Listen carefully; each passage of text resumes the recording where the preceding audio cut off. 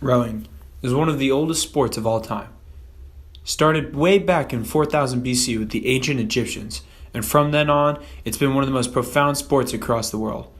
It got really popular in Europe with the Oxford and Cambridge duel known as the boat race.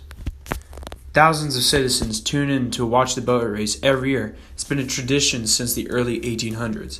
Then in America, later in the 1800s, the first club was the Detroit Rowing Club in Detroit, Michigan, the first ever boat club to have rowing shells. And then the first collegiate club in America was Yale University, who for the past 3 years have won the National Rowing Championship in America, beating Harvard, UW, and Cal. The sport is huge, and it's one of the top events in the Olympics. But the sport itself is not very fun. It's not a super thrilling sport to watch. There's no dunks, no touchdowns. It's a race. And the preparation for the race takes years, months, weeks, and days of pain and training.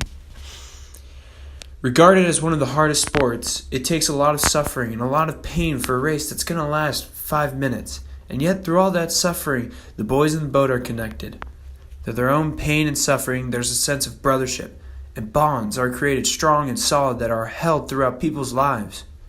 For me, on my own team, we all are brothers. Each one of us, because every day we go down to work and pull and push through the pain, and I know we're all trying our hardest, and I love them all.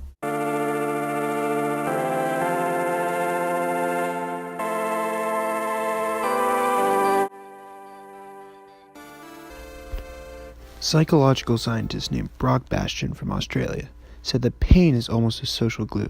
He stated, "Our findings show that pain is a particularly powerful ingredient, producing bonding and cooperation between those who share painful experiences." An experiment he conducted on randomly assigned students showed the difference between painful tasks and non-painful tasks. He would split them up and find that the people who were in the painful task had a higher degree of bonding as opposed to the people who were in the non-painful tasks. The collective pain brings solidarity and group cooperations in all sports, especially sports like rowing, when a lot of the training is just pain and suffering. But we do it together because it's fun and it brings us closer, and that's what's really important.